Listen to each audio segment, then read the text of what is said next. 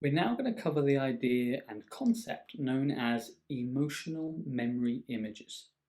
And this is where we really think about resolving the root cause of anxiety, which really supplements all of the mindset shifts and work that we've been doing in the preceding videos. What is an emotional memory image? So, when you're involved in one of those incidents, events, or even sets of circumstances that have a high emotional charge, so whether it's anxiety, panic, stress, anger, whatever that intense emotion is, your mind stores information about that event. More importantly, as well as storing information about that event, it also stores a record, if you like, a database of all of the chemicals that you were feeling at that moment. So, if, for example, you had a significant event where you had a big panic attack, your mind stores the information about what happened and it also stores the chemistry of what you were feeling in that moment. And what your mind does is it stores all of this information out of your conscious awareness. So a lot of the time you don't register it, it kind of fades from memory with time, but your mind very much stores that information and keeps it really, really safe. So these emotional memory images are the key to clearing the root cause of anxiety because for those painful, negative, or traumatic events, when we think back to our timeline from earlier, those sort of spots on the timeline where there was a painful event, for each of those you'll have an emotional memory image. So this is the information from the event and all of the chemistry that came with it. Now, the beautiful thing about emotional memory images is that they can be changed and updated. They can be cleared and resolved. It's effectively thinking when you were in the moment, information was processed by your brain and it was stored.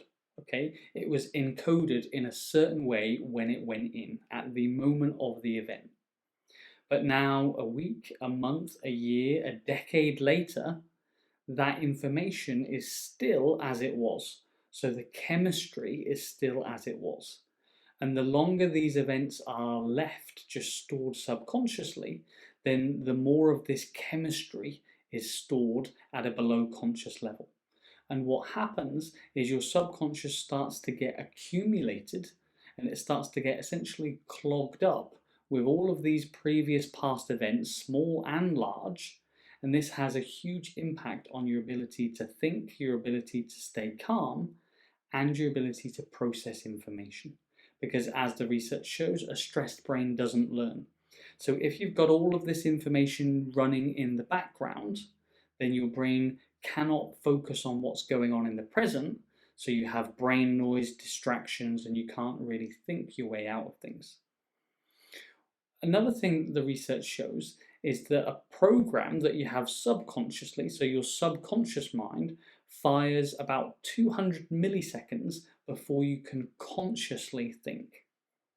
So that means if you've got this accumulation of clutter of all of these past experiences that you perceive to be negative or painful, all of the associations with them will fire 200 milliseconds before you can actually think and be present in the moment. So, what happens when it comes to anxiety is there may be one, there may be five, there may be many, many events, and your mind has stored all of those subconsciously, so they don't just pop up into your mind.